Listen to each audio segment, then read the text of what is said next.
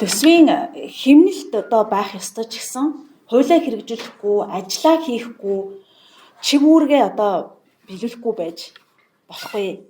Тэгэхээр ямар зүйл дээр хэмнэх вэ гэдгийг бол манай салбарынхан бол энийг хийсэр ирсэн. Одоо захимжилт, энэ цаасгүй технологи, захим сургалт, энэ захим системүүдээ сайжруулах, хэмэл оюун ухаанд хүртэл нэвтрүүлээ. За ил тод байдал шууд дамжуулалтаар энэ атомдын нөхцөл байдлаа бүрэн дүүрэн ингэж нээлттэй шилэн ажиллая гэдэг энэ бүх зүйлүүд бол бүгд одоо ард нь хэмнэлт үр ашиг үр өгөөж ингэж яригдаж явж байгаа. За гэтэл энэ олон жилийн хугацаанд шүүхийн салбарт бид одоо бүгд ярилцлаа. Энэ хөрөнгө оруулалт хийгдэхгүй хуримтлагдаж ирсэн энэ одоо өнөөдөр бүр дулаан гэрэл асуудлуудаа яах ёстой юм бэ гэдэг. Энэ бүх шүүхүүдийг ингээд цувуулаад жилд нэг цөөхөн хэдэн шүүхийн барилга гэдэг байдлаар яг бол хэдэн жилд энэ шүүхт хөрөмтлөгдсөн энэ байр барилгын асуудал шийдэгдэх юм бэ гэдэг. Бидэнд энэ том асуудлууд маань өөрөө одоо байж байгаа учраас энэ одоо бусад одоо жижиг гэлтгүй асуудлууд одоо ямагт орхигдож ирдэг. Жишээлбэл одоо өнгөрсөн жил шүүхийн ил тод байдлын захимжилтаар маш том одоо хуулийн шинтгэл одоо хийгдсэн, хуулирчсан, орчин өөрчлөгдсөн. Тэгтэл энэний бэлтгэл ажлыг хангах, энийг хэрэгжүүлэх төсөв нь байхгүй. Төсөв нь одоо хүртэл байхгүй. Шүүхийн ерхий зөвлөлдөр энэ чиглэлийн төсөв байхгүй. Юу барилга байшинч байхгүй, засвараач хийж чадахгүй, ийм одоо нөгөө шүүхийн орон тоончдод нөхөгдөхгүй, ийм хүнд нөхцөлөөр ажиллах ажилтай албаа агч хүртэл олдохой болж байгаа шүү дээ. Тэгээ ингээд ирэхээр зэрэг нөгөө юу нэмэж одоо технологийн ажилтнууд тэр шууд эфир хянуулаад дээр ч их тэр одоо шууд амжилтыг хийж байгаа шиг хэмжээнд анхан даах шатны шүүхүүд хийж чадахгүй байгаа. Энэ одоо хичнээн хийж чадахгүй. Ганц одоо уцаараа одоо лайв амжилт хийгээ сууж ялтай биш. Энэ шүүхүүд төр ч ямар сонирхолтой хөрөмж байхгүй шүү дээ. Захим урал хийгсэн. Тийм захим урал хийж бид нар бас хэмнэмээр байдаг. Захим сургалт хийж хэмнэмээр байдаг тийм ээ.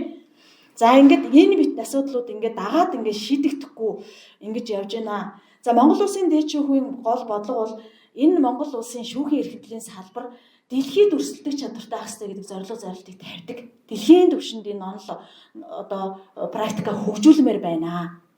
За энэ бүх одоо мэдлэгийн одоо энэ түвшинд хүрж байгаа хэдэн шүүгч нарынхаа мэдлэгийг бусад одоо шүүхийн системийн хэмжээндээ одоо түгээмээр байна. Энэ чиглэлд ингээ бодлого баримталж авдаг. За улсын дээд шүүхийн хувьд 16-7 тайлбар гаргасан. Тэрний одоо 3 том тайлбар бол эрүүл иргэн захиргааны процессыг бүхэлд нь тайлбарлаж энэ нөгөө шүүхүүд дээр одоо хэрэг удаашрдаг, хоцордог, хойшлуулдаг энэ бүх юмуудыг зэгслэх зорилтыг ингээд тавиад за энэ бүхэн бол нийт шүүхийн системдээ нөгөө ажиллагаа одоо шүүгч нарын төдийгүй энэ шүүх хурлаанд оролцож байгаа хүмүүсийн хувьд бол цаг одоо мэдлэг бүхэл юм гэдэг хэмнэж уршин хөгжүүлж байгаа одоо алхмууд байхгүй юу.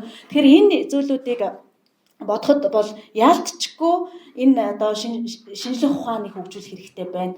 Академийн одоо энэ чадварыг дээшлүүлэх хэрэгтэй байна. Дэлхийн одоо томоохон академи энэ чиглэлийн оюуны цөм басан газруудтай энэ тэнцүү түвшинд хурж очимоор байна. Ингэж зөвхөн Монгол Улсын иргэдийн итгэлийг төдийгүй дэлхий дээр энэ байгаа хөрөнгө оруулалт Монгол Улс татах гэдэг юм бол жуулчид Монгол Улс авах гэдэг юм бол энэний аюулгүй байдал энэ хөрөнгө оруулагчдын одоо шудраг ёсны хүлээлтэд нийцэх асуудал байгаа хгүй дэлхийн одоо.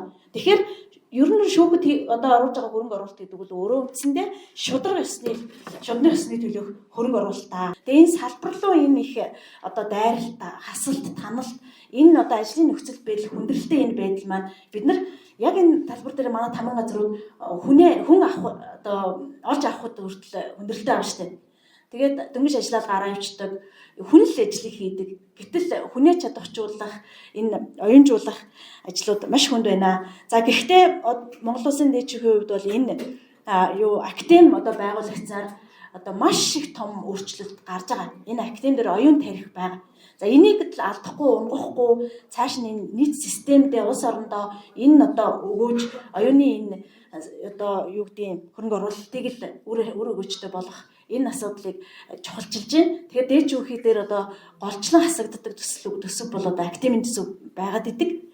За энэ мөн одоо дээд шүүхийн хувьд судалгаа шинжилгээний энэ олон нийтэд чиглэсэн ялангуяа тэр дэлхийгээс суралцахтай холбоотой ийм төсвүүд бол одоо шууд хасах ийм хандлагатай байгаад байдаг. Тэгэхээр энэ бүхний цаана энэ том системийн хөгжлийн асуудал одоо бас ээж бүхийн бодлого зорилтын хүрээнд явж идэг юм шүү гэдгийг бас энэ одоо та бүхэн маань ойлгож дэмжиж өгөөсэй гэж ингэж хүсэж байна. За ингээд та бүхэн анхаарал тавьсан та бүхэндээ баярлалаа.